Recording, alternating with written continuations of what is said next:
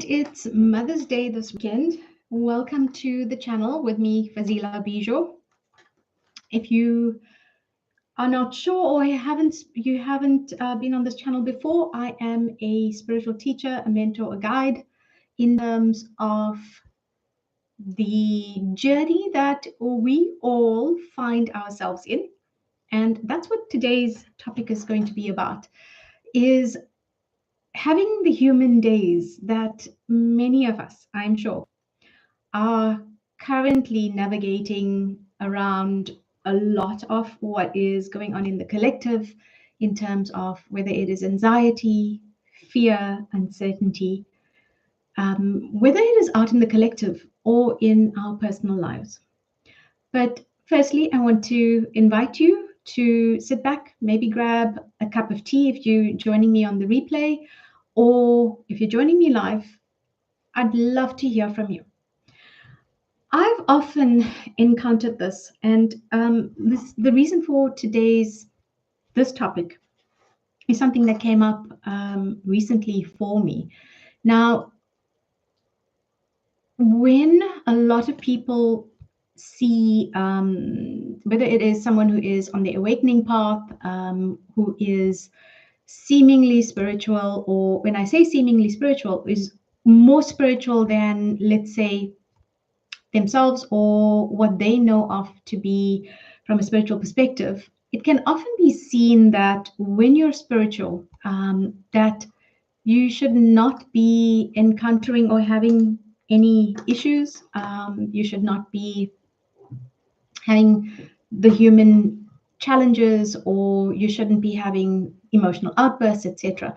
And it's something that I will often speak to my clients about, is that just because I put into practice and I will teach what I teach in terms of the awakening path, what I teach in terms of navigating through our daily experience, it doesn't mean that anyone gets to have a free pass. And when I first said this to one or two of my clients, they were actually surprised. Now, what happens is that we can have, I must say, I was guilty of this, and I should say, yeah, I was guilty of this previously myself, where I thought that my teachers and mentors never had to face any challenges, that everything would go smoothly for them.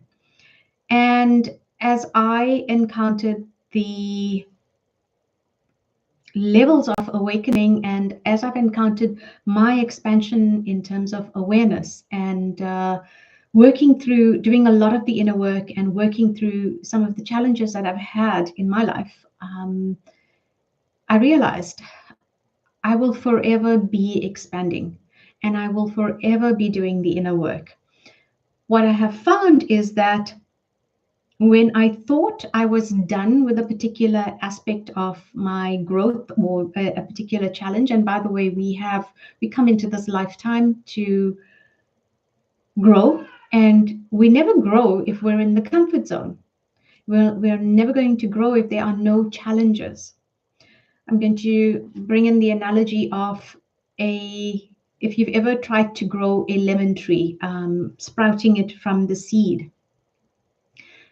Now, I've seen this myself, where planting a lemon tree from a seedling and keeping it well nurtured indoors versus something that gets that's sprouted and then you plant a seed outside. There's a big difference between these two trees. The one that's on the inside that's kept inside the house, I should say. The one that's kept inside the house is going to not be exposed to the elements. Now, I had a tree that grew up to a certain height and was too big to remain in a pot. And taking that outside and planting it outside meant that it was needing to be strengthened in the wind and exposure to the elements, and when it rained, etc. And the tree actually didn't survive because the conditions were different. So if we are to never have any struggles in our lives, we don't grow. We don't get to expand. And when we have expansion, think of it from this perspective. If you didn't go to gym and you didn't pick up weights, if you didn't exercise in a certain way, your muscles are never going to get to be strengthened. And that's what happens with us. Is life is this amazing experience where we have opportunities. There's always an opportunity to grow. Now, some of the experiences that we have may seem to be really deep, may seem to be tragic, and I'm not taking away from any of it, but there is always an opportunity to grow from it. When I talked about having human days, I was struggling with something in the past week. I've been doing some deep clearing, and deeper than I've gone before, because I've been cleaning within in terms of the subconscious, but from a perspective of anything that comes up in my reality and my awareness and my experience. I look at it from this perspective that if something comes up in my reality, something comes up in my awareness or my experience, what within me has created that? Now, this is where taking 100% responsibility comes in. And it can seem very tough. And even when I take my clients through this process initially of helping them actually understand that the human part of us, made up of all our experiences, our past, our lessons, our reactions, our prejudices, our judgments, our memories. And I'm going to come back to that because that can be such a defining thing. I find that when we go into the humanness of our story, of our narrative, of our experiences, we're generally reacting from a memory, from something that we have not resolved within ourselves. And so this week, I had the experience of looking at where within me have I been feeling triggered, and what within me is bringing out some of the unexplained anger. And I didn't want to see this initially. I really did not want to acknowledge that there were parts of my experience that were still rooted in anger. And so I'd heard from a couple of people, a couple of friends, even speaking to my mom, where I kept saying to her, but I'm not angry. And yes, there is a part of me, the now, in this experience right now, that is not feeling anger. However, when there are things that are similar to past experiences, the anger that was rooted in those experiences was still there. We cannot avoid anything that we've felt. And if we've felt it deeply, for example, in the past, if you've been wronged, if you have felt wronged, if you have felt that something was an injustice, if you have felt that there was a painful experience and you were angry about being mistreated or judged or abused, whatever it is, the experience that we have at that time, the reactions that we have, never go away. What we end up doing in order to sometimes deal and cope with our anger, our reactions, our emotions at the time, is what we do is we suppress it. And nothing ever goes away if we've experienced that level of emotion. And so from the past, I've been in these past 10 days, I've been feeling this level of reaction to being mistreated. And when I say mistreated, I reacted from that perspective of believing I was being mistreated. So, for example, if someone said to me, why are you speaking so loud? every other time that I was told to keep quiet, when I didn't express myself, brought about this reaction of defense. And it was happening so quickly in the time and in that moment that I wasn't observing. But I knew something was really off when, over successive days, I've had people telling me there's this level of forcefulness, of being louder than I normally would be. And so eventually I was sitting with the discomfort, and I called my mom up and I said to her, there's something that's happening and I'm really not able to get a handle on this.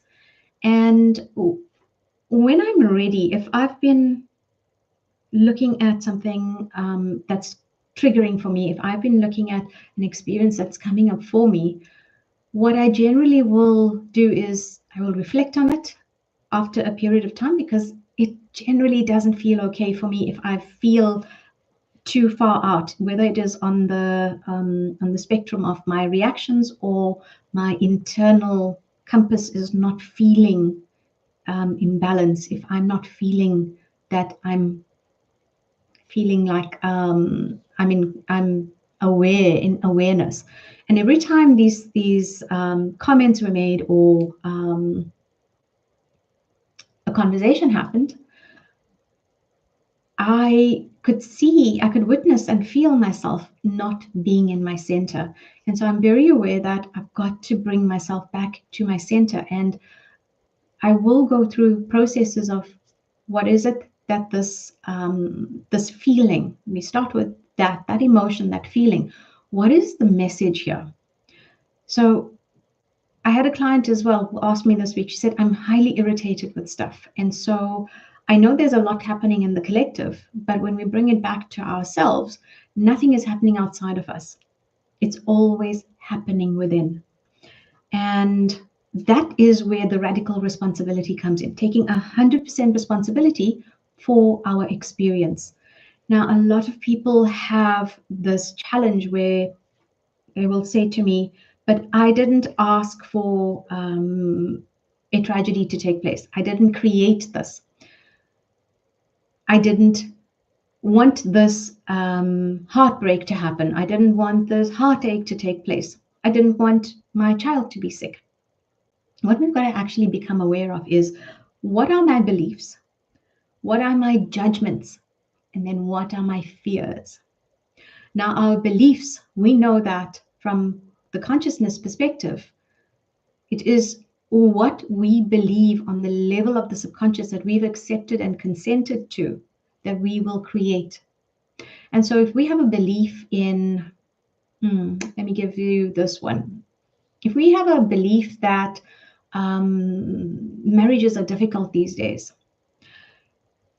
we are going to go on to attracting, because we are putting out the signal that there's a level of difficulty in marriages these days. If someone is married young, for example, they do not have the life experience to be able to cope with marriages. And I watched a video earlier on this week talking about this trend of younger people having difficulties in marriage.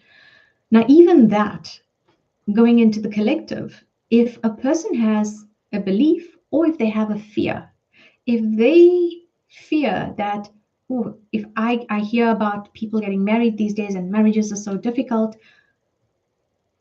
they carry that within themselves.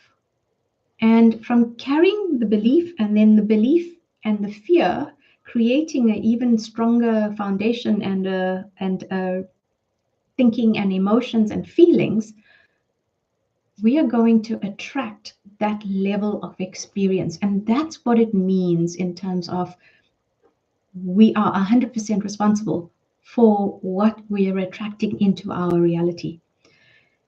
And so it brings me to this point of really wanting to remind everybody that being human is equally as important as being spiritual. Just because we are wanting and if we are also desiring to be so spiritual that we spiritualize stuff and we never want to, we negate the human experience, even in that there is a belief. And that belief says it is better to be spiritual than it is to be human. And so what does it give us? It gives us a polarized level of experiences that we attract then. Because the more we try to be spiritual and the more we try to move away from the humanness, from our human part of us, we're creating the experiences and we're creating the level of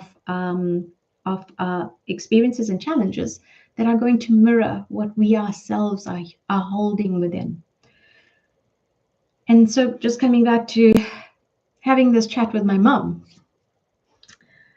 she had reminded me two to 3 years ago, I forget the exact date, but it was in these past 5 years when I was very much trying so hard not to have the emotional breakdown.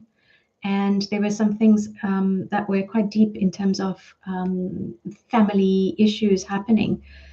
And my mom said to me, "Congratulations, you're human." It was actually one of the few times that I allowed myself to be totally not composed, to not spiritualize stuff, to not go into all of the healing tools, etc. And that's the thing, is when we go so quickly in trying to overcome, sometimes we go into avoidance, and this is where we've got to become aware of what it is, where are we choosing from, that we lose the opportunity, and there's always an opportunity to learn something. In fact, these days, when I am triggered, when I have a feeling of being triggered, when I have a feeling of feeling like my emotional state is chaotic, it's all over the place, I ask myself, what's the opportunity here? But before I go into opportunity, what's the feeling? Because it's the human part of us that really deserves and needs to be heard, needs to be seen, needs to be valued, needs to be acknowledged first. If we're not hearing ourselves, how do we actually expect to be out in the world and have others hear us? Remember, 100% responsibility. It means that whatever you would love to have others, whatever level you want to have others meet you on, we've got to meet ourselves on that level first.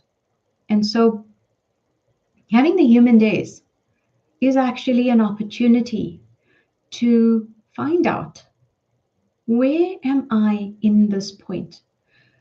And we know that there's only ever the now. It was interesting. I'd been watching a masterclass, and what hit home was, if I had to choose point B here as being the point I'm at right now, the you of now, and let's say that point D is where I'm striving to get through to as the spiritual path, that if I'm not fully present here, I miss what's going on in this level. And if I'm only ever directed to go here, there's some stuff that I am not going to be aware of. And if I'm only ever focused on what's out there, the future, which could be tomorrow, 2 days from now, 2 weeks, 2 years, whatever that might be. And if I'm only ever striving to be here, what I've lost out on is this point of power. And I loved that came through, is in this meaningful time of the here and the now, my point of power is that I'm available to me. When I'm available to me, and I can then understand what is the level of beingness and awareness that I'm operating within. Start there. And that starts with acknowledging me as the human. I'm having some challenges and difficulties around being triggered. And what's the trigger? For me, it was unresolved and unexpressed anger. And when my mom actually reflected back to me, and she said to me, you have a level of strictness in terms of how you want to make sure everything is taken care of. And I actually stopped in that conversation to listen to her. And I realized that part comes from wanting to be the perfectionist, but it comes from not wanting to be seen as wrong. It comes from not wanting to be judged.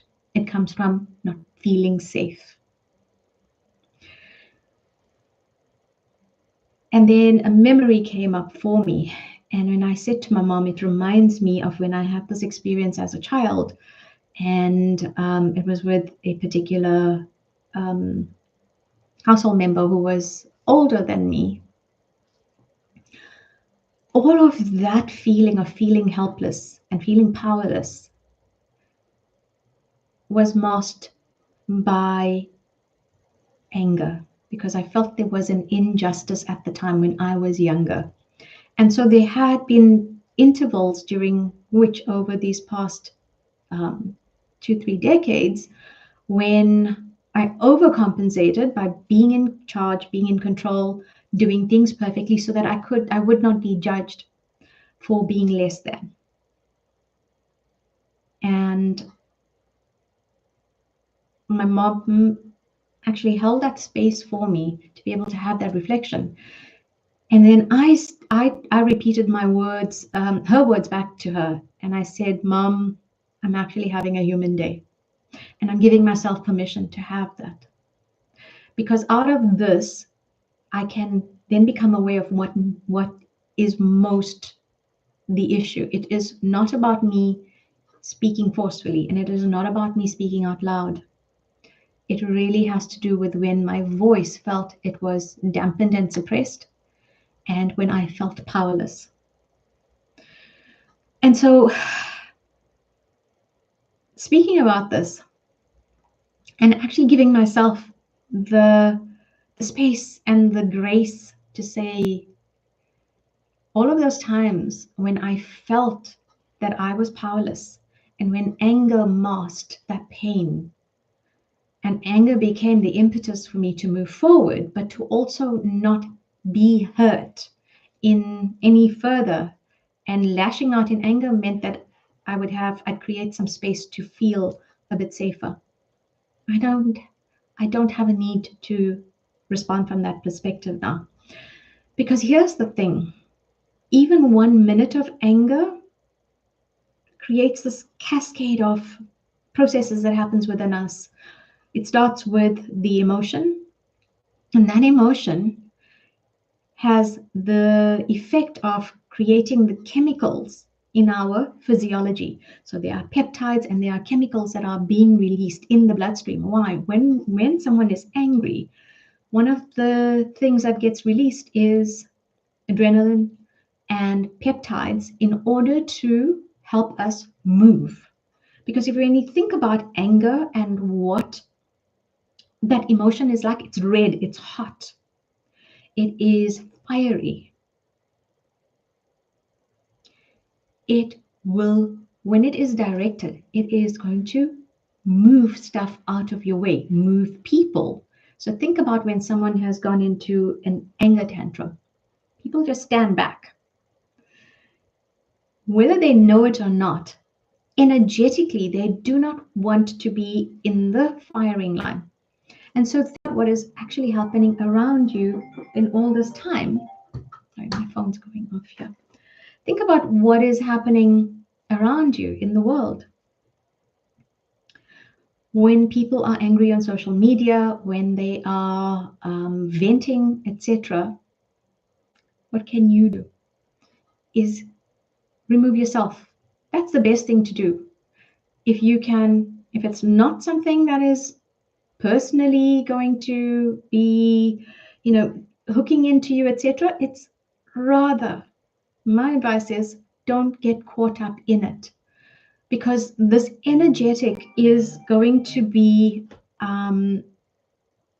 it's going to stay with you. We are all connected.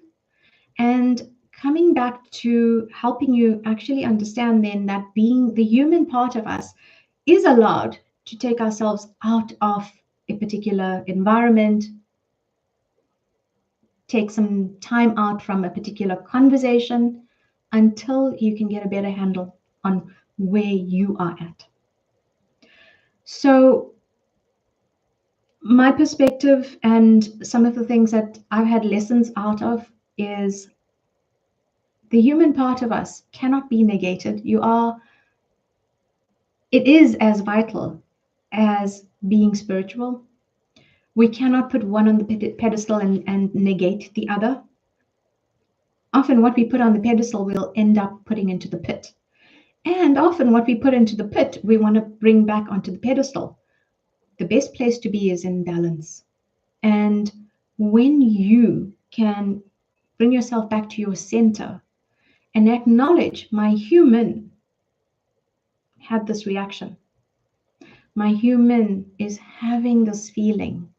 What is it telling me? It's always going to give us data. And that's another vital part of this whole experience. We operate from the past if we haven't resolved it. So look for when was the last time or the previous times that you've had similar experiences, and what were you actually not aware of in those experiences. How can you become the neutral observer to learn something out of it so that you can bring some level of balance into the now? And even when you know that there's stuff that you have an intention for in the future, there's stuff that you are wanting to achieve, keep looking at where am I moving from now. Remember, point A to point B, if we're forever looking at getting somewhere, we never are quite present. We miss out on the blessings, we miss out on the opportunities to actually get a handle on what is the data, what is the feeling, what is all of this giving me cues, giving me guidance, and giving me information around. So yeah, I am forever grateful that I've gotten to this point of actually having a good connection within, that even on the days that things don't feel so great, that I can receive more than just the emotion, more than just the feeling, or more than just the experience. I learn how to move through it. I learn how to be present, and I learn what my human most needs from me in order for me to actually elevate the experience. And that is how we're able to gain the awareness and the consciousness and the expansion. And it really is all consciousness. Even the tantrum, it's telling us something. And so my wish and my sincere desire is that I can be in the human experience and be available to the spiritual guidance and be available to the richness and the depth of my consciousness, my awareness, and this expansion. And that's how we navigate through the times that we are in right now. And that's how we are able to be so much more present. And you'll be amazed at what you start to tap into. And that is divine inspiration, divine love, guidance. And this is where we then stop pushing and pulling and trying to guess and trying to make the best decisions, because the human is available to the spiritual then, because the human in us is able to receive the guidance without the channel being distorted by the emotions, the deep meaning that we've often given to stuff, because we've had a lens of judgment that is coming from all our old memories and our old experiences. When you can clear, keep clearing, however it is that you choose to. There are many ways to do this. I choose to use the ability to observe, reflect, and then I clean. I clean on what is sitting in the subconscious mind. And that is something that you've got to become very much more open to and aware of. And it takes consistent discipline and practice to truly understand, what am I getting? What is the data here? What is it saying to me? And like I mentioned, sitting with someone that I feel safe around, that can actually hold the space, be willing to really be present with me and provide me with their observation. And in all of that, something surfaces, and we're giving ourselves the space to be heard. And that's basically what I do when I sit with my clients, is I help them move through their stuff so that they're not stuck in any place, helping them actually look at, how do I observe, how do I reflect, and what do I do when I start to get into the space of the emotion, the feeling, how do I neutralize it, and then how do I bring myself through this so that I have greater awareness and consciousness, not understanding. Understanding tends to limit us, but the greater consciousness and awareness of where I currently am at, and then where do I want to move to. When we take 100% responsibility for ourselves, knowing that we totally create our reality, it shifts everything. If you want to see some of the videos, if you want to go through into my library of the other videos that I have on this channel, you'll be able to start to understand what it means in terms of how we can change where we're at. One of the methods is revision. We reframe, but we do this on the level of the subconscious mind. And there are a few more others that I'll be touching on in the weeks to come. But just start to have an awareness of where you're at. Awareness is key. If there isn't any awareness, nothing changes. And that can often be the biggest step to take, to become aware that there is something within me that I'm not in alignment with. There's something within me that I'm feeling is out of sync with who I choose to be, with my thoughts, behaviors, my feelings. They're not in alignment. And I now choose to change this. Let me know if you have any questions, and you can pop them below or reach out to me on email. I'm more than happy to answer any of your queries or questions that you have.